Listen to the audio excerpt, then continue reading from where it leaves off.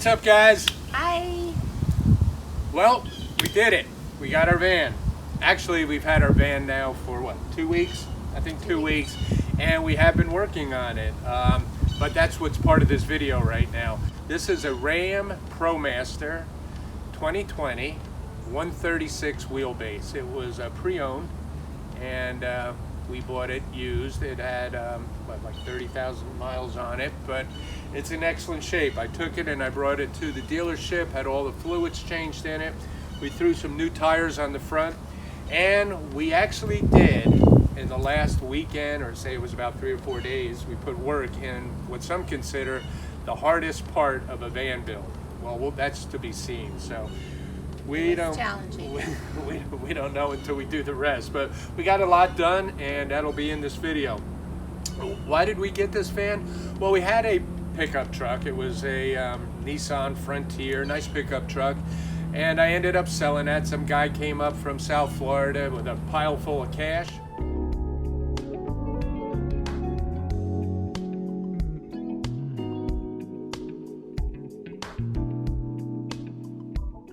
And he made me the offer I couldn't refuse, and I sold my truck because we decided we wanted to get a van because we want to buy property up in Tennessee, and we can use this now to travel around that area, not have to stay in hotels, and also, you know, backpacking, which this channel's all about. Trailheads. We can go to different trailheads, and I don't have to jump in my car, travel for 10, 12 hours, and start hiking. I can spend a night in this, or I can take my time coming back, and we don't have to worry about staying in hotels too. So there's a lot of good reasons of why we have this van. This is the 136 is what I was saying is the wheelbase. So it's just big enough for us to put a full-size bed in it, a little kitchenette, and some counters, upper cabinets. And the 159, that was just too big. It's kind of like a backpack. If you have a 60-liter backpack, you're going to want to put things into it. So if we had a bigger van, we want to add more to it. So we don't need it. This one will fit nicely in a parking spot, and we like it. So far, so good. And so other than that, let's get on and check this video out. If you're interested in seeing this van conversion, I'm going to do every part of it, from the bottom to the top to the we're going to put a roof vent, a fan in it this next week, or this weekend. This is Labor Day weekend, actually. Yep. So we're going to be laboring. We're also going to put 2 solar panels on the roof. We're going to do all the electronics. We're going to have water. We'll probably have about a 25-gallon water tank, and everything that goes with being able to stay in a van off-grid and have all the power we need. So other than that, let's get on to, and thanks for watching this. Check us out. This should be really interesting, watching all the mistakes we do. Yep. Should be funny. And we won't fight. Will we? No. You promise? We won't fight. We've already fought. So, all right, guys, check it out. Here we go.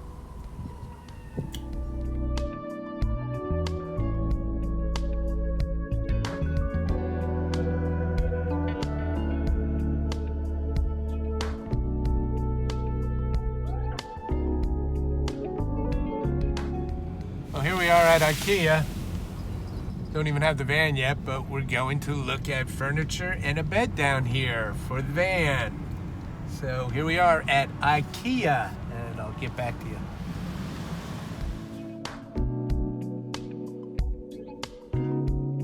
All right, found the bed frames and the brackets and this. So we are on our way up to Vero Beach, Florida. Say hi. Hi. It's Friday, August 21st. August 21st, and after all this research and all this searching, we are probably about 80% sure we're on our way up to buy a van.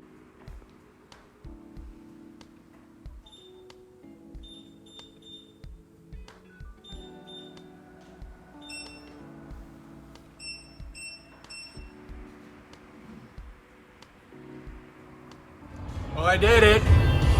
Bought the van. I got a, well, I'll get into it, but it's a 2020 Ram Promaster 136 1500, and got a pretty good deal on it, I think, and I like it so far. Looks like Nancy's doing all the work here, but that's not the case, folks. I'm actually helping.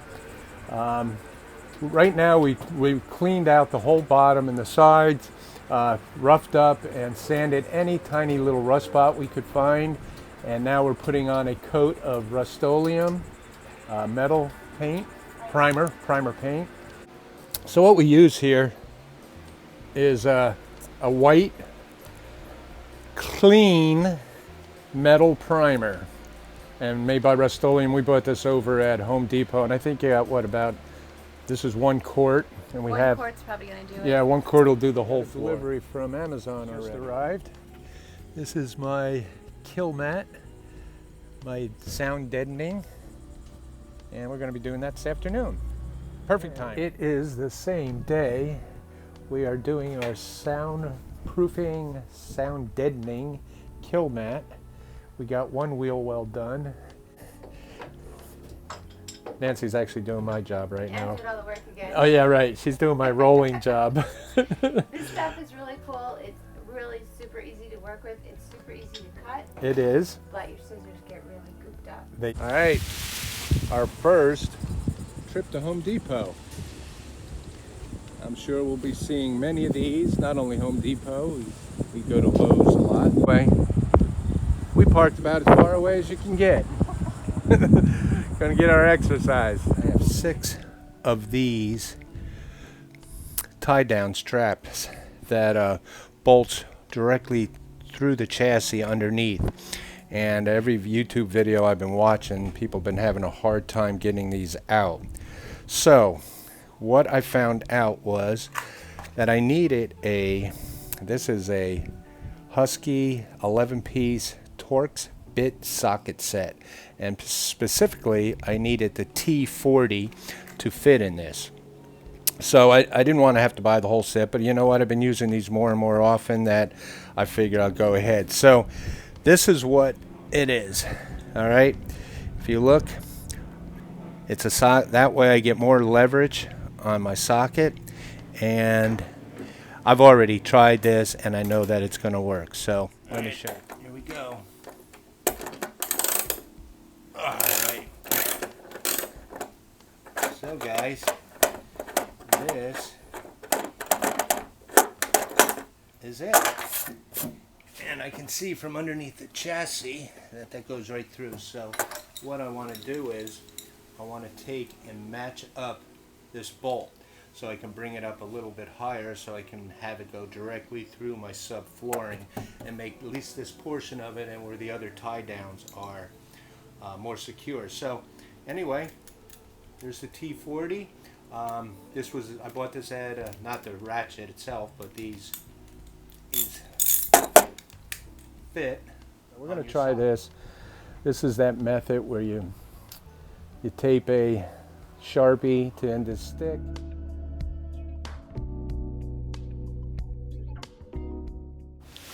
You follow the guidelines all along the contour of the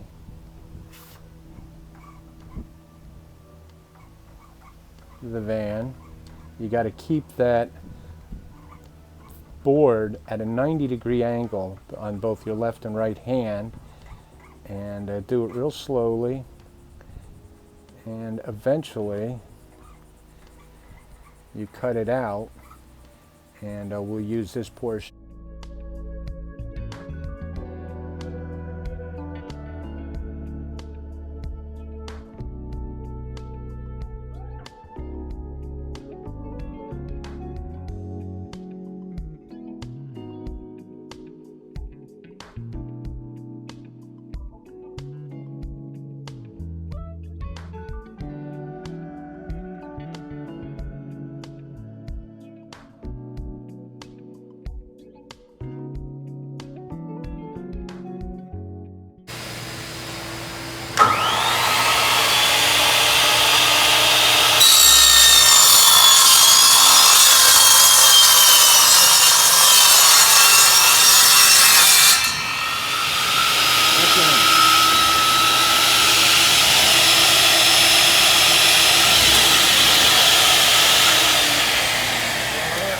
job.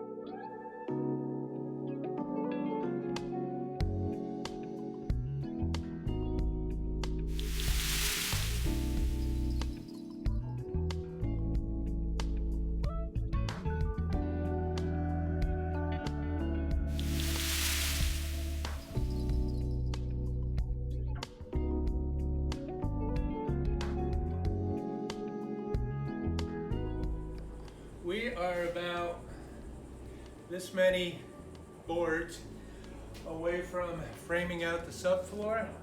We got, if you show it down there, we got all the, on the floor there, all the panels all cut out. And we are making our last couple cuts here.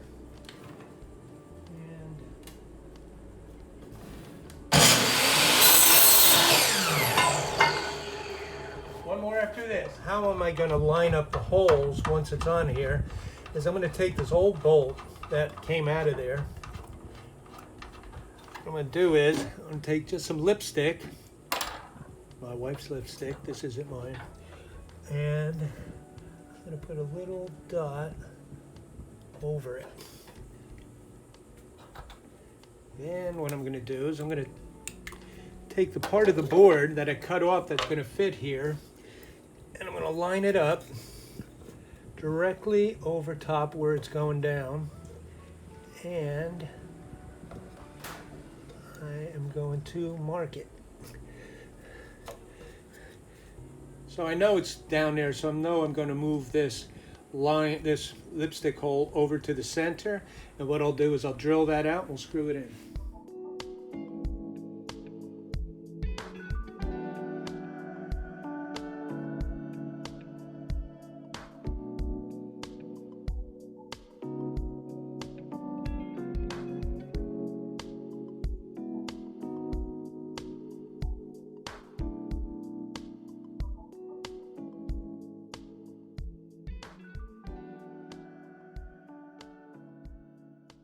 In there. I'm just cutting little pieces of blue tape, Right. placing them at the end of each strip so that when we go to mount the plywood into the furring strips, we know exactly where we're going to put the screws.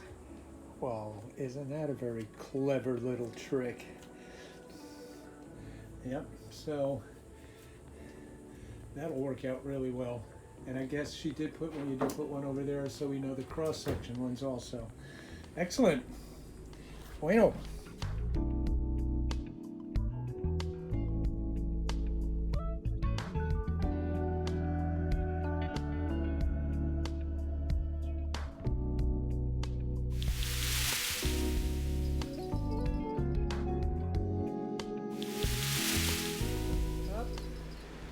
Reflective tape, that is. And if anybody cares, we went through what, 7 rolls, I mean right to the last, and we actually had to use pieces of something else to finish it. So if you're real anal about it, you'd probably go out and get 8 rolls of reflective tape. But it's all covered, and here we go. Looks like Spaceship Starship Enterprise.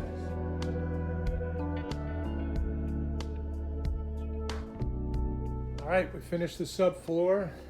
I'm just gonna wait. I got some bolts ordered online that are 2-inch flatheads that are the star type. So I'm waiting on them before I and get those in first. So I have 2 on each. So go around the side.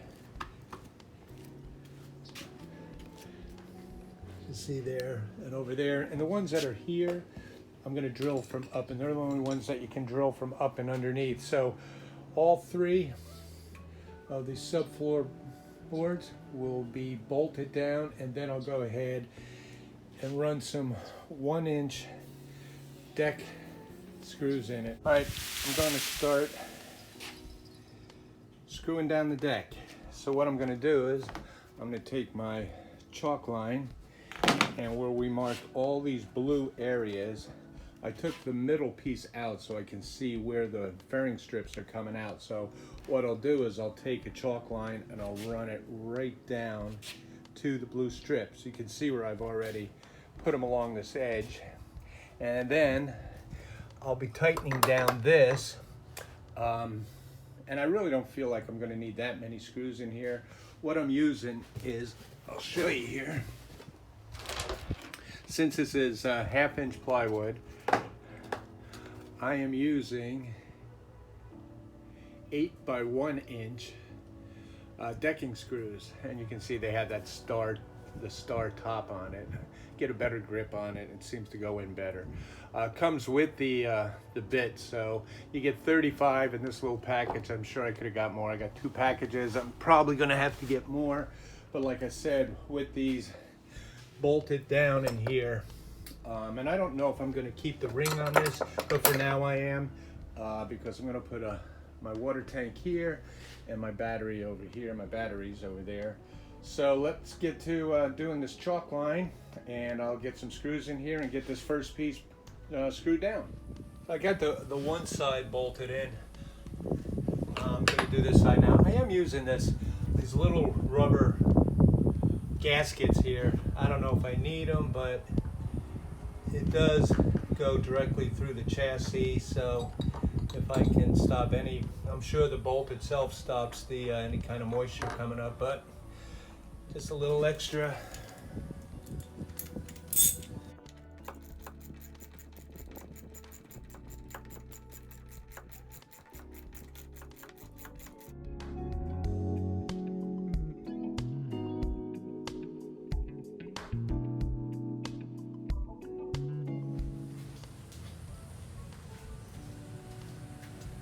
Woo! All right, we are done with the floor, and I am happy with it. It's really, really tied in nice with those tie downs. I'm so glad I made use of those, and then with the decking screws in it, it came out really good. I'm really happy with it. It's insulated properly, so the subfloor is done. It was a lot of work, but it's done now, and time to move on to the next project. Yeah. I hope you enjoyed and endured that video. I hope it was informative. I think we did a really good job on this.